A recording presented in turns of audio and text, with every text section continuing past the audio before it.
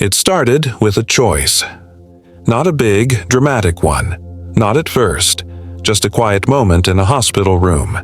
A nurse walks in, a clipboard in hand, a question on her lips. "Are you ready to breastfeed?" But to my wife, that wasn't a simple question. It was a weapon, a trigger, a reminder of everything she had silently endured for 9 months. And as she stared down that question, overwhelmed, exhausted, cracking at the seams, the room closed in around her. And when I walked back in, I found her breaking. And I lost it. I kicked out the lactation consultant. I kicked out my father. Because in that moment, no one, not even family had the right to ignore her no. That's when everything changed. See, my wife has anxiety and OCD. She's lived with it for years. Long before we ever thought about becoming parents, she managed it well with medication. It was part of our life, but not something that defined her. Not until she got pregnant. Not until she had to stop taking those meds to protect the baby. And what followed wasn't just a tough pregnancy. It was a complete unraveling. She became terrified of everything. Of eating the wrong thing. Of walking too much. Of breathing wrong. She read every study, every warning label, every worst-case scenario that Google could throw at her. And all of it just confirmed what her brain was already screaming, that she was going to hurt our child. There were nights I found her crying in the kitchen at 3 a.m., staring at a piece of fruit she wasn't sure was safe to eat. Afternoons where she'd freeze mid-step, hand on her belly, eyes full of panic because she'd forgotten if she took her vitamins and convinced herself she'd already done irreversible damage. By the 3rd trimester, she wasn't just tired, she was unraveling. And she hated being pregnant. Not the usual discomfort. She hated it. She felt like her body had been taken hostage. Every sensation felt like an invasion. Every kick, every cramp, every stretch of skin. It wasn't magical.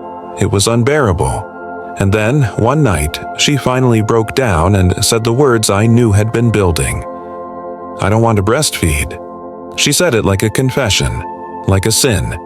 She said she felt violated by the pregnancy, that she wanted her body back, that she needed to go back on her meds. But she was terrified. Terrified that not breastfeeding would mean she'd failed as a mother before she even began.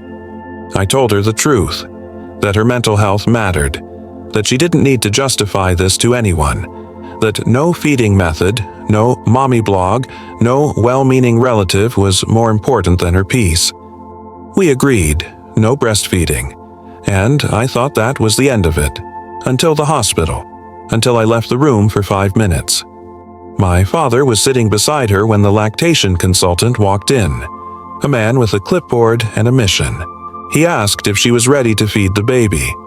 She said no, and instead of accepting that, he started explaining all the benefits, each one sounding, to her, like an accusation. A list of all the ways she was harming her child. And then my father joined in. I don't know if he meant to hurt her, but he didn't stop. He didn't listen. He saw her shaking and still kept pushing. She told me later that she just kept saying, "I don't want to," over and over like a lifeline. But she was seconds from saying yes. Not because she changed her mind, but because she was exhausted and anxious and too polite to scream. Until I walked in, and I saw her face, and I saw the way she was clutching her own arms like she was trying to disappear into herself. And I said no. I told them both to leave, and they did, but the damage had already been done. Once we got home, things got better.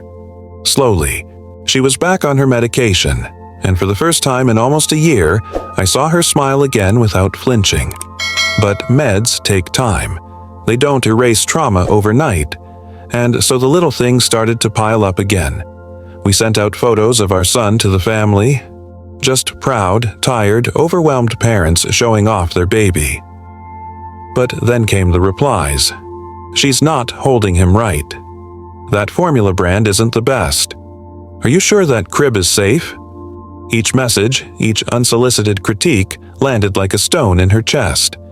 And suddenly, all those fears, All that obsessive doubt came flooding back. She came to me one night and whispered, "I feel like I'm doing everything wrong." So I made another choice. I told my father he couldn't come visit. Not for now. Not after what happened in that hospital room. And I told everyone who critiqued our parenting that they couldn't meet our son. Not yet. Not until we knew that they could be kind, supportive, and quiet when it mattered most. Because she was still healing. Because she needed space, not scrutiny.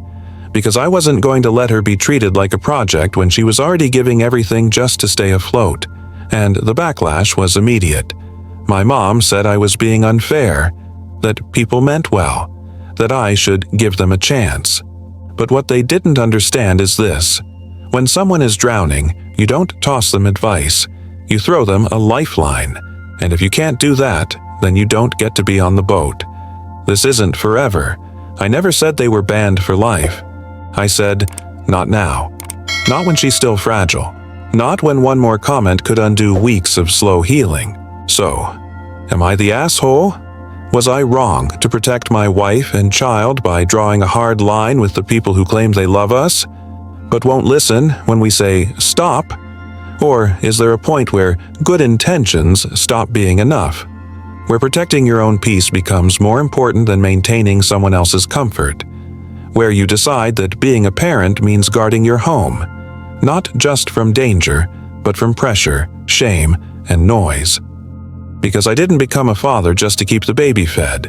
I became a father to protect my family, and if that makes me the bad guy, so be it.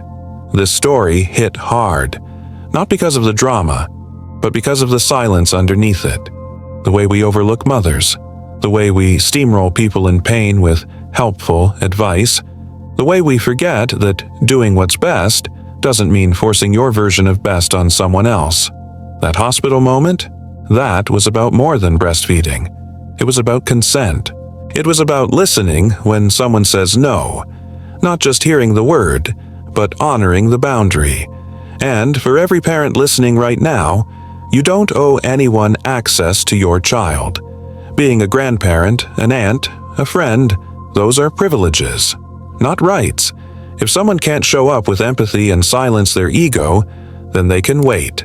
Because postpartum is sacred ground, and the people who walk into it should tread lightly. So, what do you think? Was this father protecting his family, or drawing lines too deep? Would you do the same? Let us know in the comments. This is AITA Stories. Thanks for listening.